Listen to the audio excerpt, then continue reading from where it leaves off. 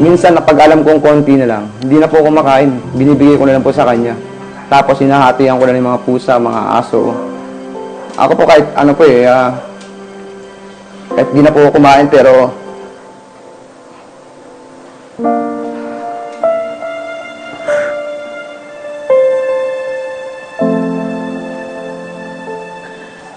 nawa po talaga ako.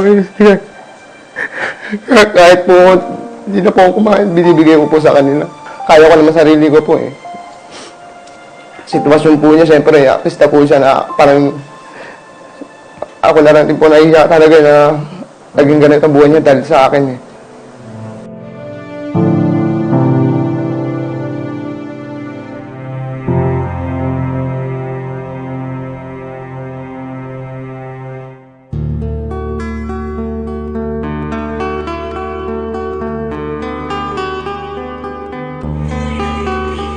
Para po sa nag-iisip po na pera lang po habol ko kay Mystica, nagkakamali po kayo kasi sa akin po, yung maayos po na buhay, yung talagang seryoso po sa relasyon po.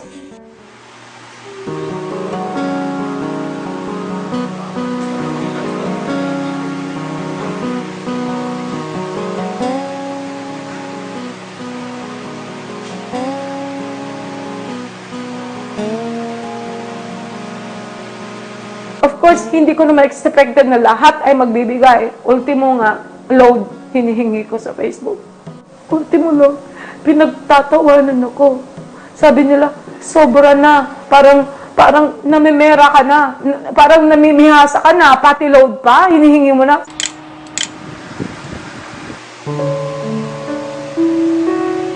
Anybody who would come and knock at my door, I was there, open to everybody, wala akong pinipili. Ngayon, ako, humihingi lang naman ako ng limos. Sabi ko, kahit yung pang-abuloy na lang in advance, kung pwede.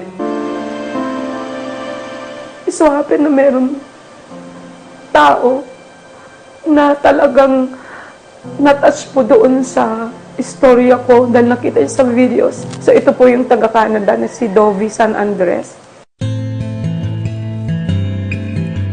Talagang panak ni Mystica kasi ano siya eh, gusto ko yung ano niya, yung unique and talent niya. Pinadala ko sa kanya ay pamasahe ko papuntang walang kapalit at talagang kusang loob ko yung ibinigay yun sa kanya dahil yun nga sa nakita ko ang sitwasyon yung talagang. Ang bilang po ng kotse ko dati ay siyam. Pero dahil po sa nagkaroon na po ako ng mga problema, bumagsak na po yung buhay ko, kaya ang natira na lang po ay 2. So yung Pajero po, ipinagbebenta ko na po yun. Pero dahil nga po sa hindi nila ma-afford yung presyong binibigay ko, kasi parang tinetake advantage na po ako dahil alam nila nangangailangan talaga ng pera, ang sakit naman po na pinaghirapan ko tapos bigla na lang po mawawala. So, eto naman po, ito po yung pinagawa po ni Sis Dovie San Andres, galing ng Canada. Kundi dahil po sa kanya, hindi ko po napagawa to. Last 2, 1, 2, okay. Tsaka yun ang nagsasabi po na malaki katawan ko, na batugan, na wala naman trabaho, parang palamunin. Nagkakamali po kayo. Magigaya, mga teno, Ako po, madiskarte po ang taon ko kahit nakakahiya, ginagawa ko pa rin.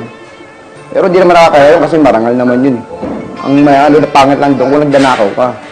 Yung marangal naman yung ginagawa eh. Yung magdidiskarte ka, yung magtuturo ka, tapos siyempre po, inahiya rin po sila, di ba? Nagbibigay sila. Ako naman, di ko naman tinatanggap eh. Kusa na lang po sila talagang, minsan sinusuksok pa talaga sa bulsa ko eh. Paglabas niya sa gym, pagdating niya meron siyang dala-dalang 1 kilong bigas. Yun po yung nilulugaw ko. Kung minsan may dala rin siyang sardinas, Para may lasa kasi.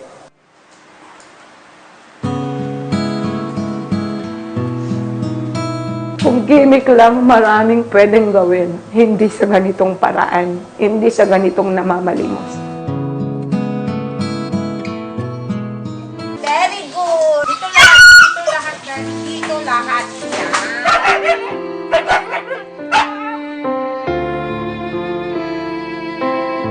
Ang hiling ko lang, kuya, sana naman patawarin mo ako kung ano yung pagkukulang ko. Pasyalan mo naman ako.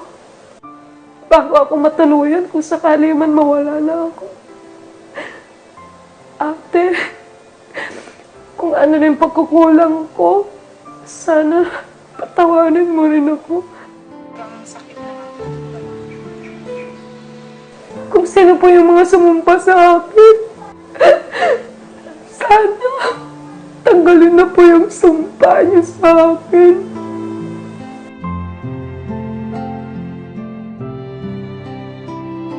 May pinagsisisihan ka ba sa mga nagdaan sa buhay mo? Wala. Wala pa akong pinagsisihan.